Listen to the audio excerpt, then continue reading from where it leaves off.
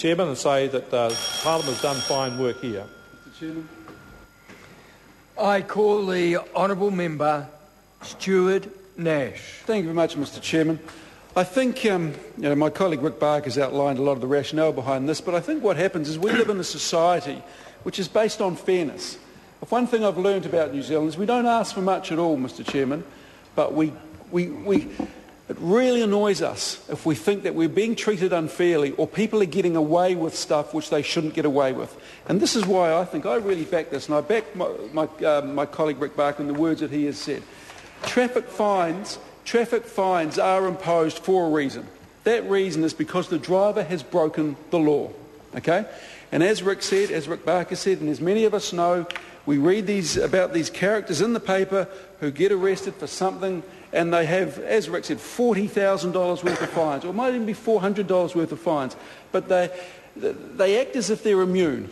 They act as if they're immune, and it is simply not good enough in this day and age to run roughshod over the law, to have no accountability and no responsibility, and actually treat the law with contempt. And I think this deals with this pretty well, actually. And the process under which a driver licence stop order must be served is actually quite robust. So there is no excuse. There is no excuse whatsoever for someone to say, I didn't know.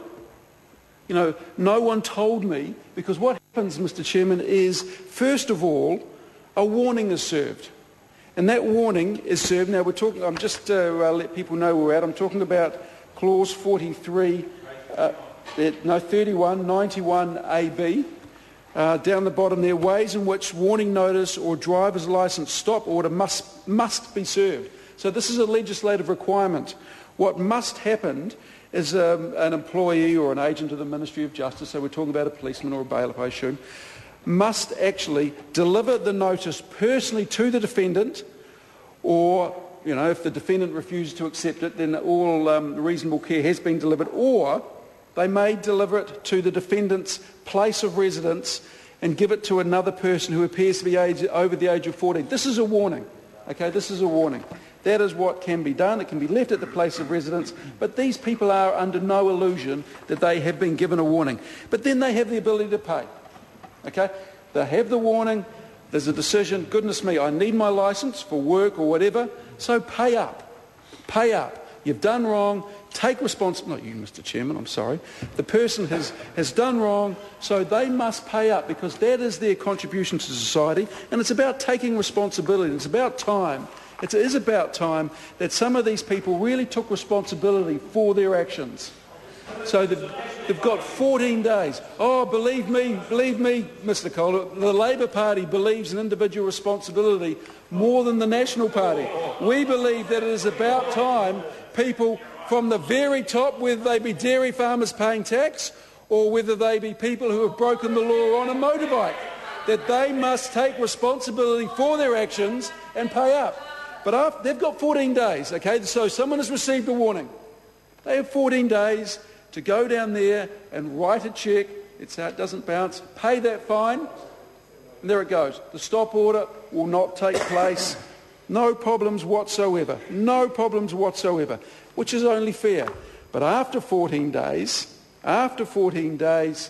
if they have not paid up, if they have not accepted responsibility for their actions, then the imposition of a driver licence stop order can be made. Now, it actually says in the legislation, we're on page 34 here, 91D, it actually says that the Chief Executive of the Ministry of Justice may impose a driver licence stop order. Actually, to tell the truth, I would have liked to have seen the may be changed to must, because a may implies there's no legislative requirement there for the Ministry of Justice to impose a stop order. It just says it's within their discretion.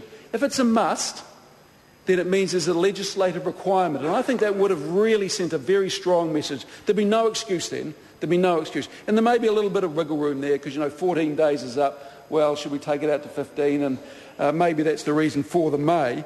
But I think it is really about time that people do start taking responsibilities. I don't know how much is outstanding, and perhaps one of the chair, the minister in the chair or one of the national MPs would be able to tell me, one of my colleagues, how much money is actually outstanding in motor vehicle fines. $672 million. That is outstanding. What's that for? Is that just complete outstanding? That is unbelievable. $672 million. That is why, like I said, I would have liked to have seen a must here, because there should have been a legislative requirement. Thank you very much, Mr. Chair. I call the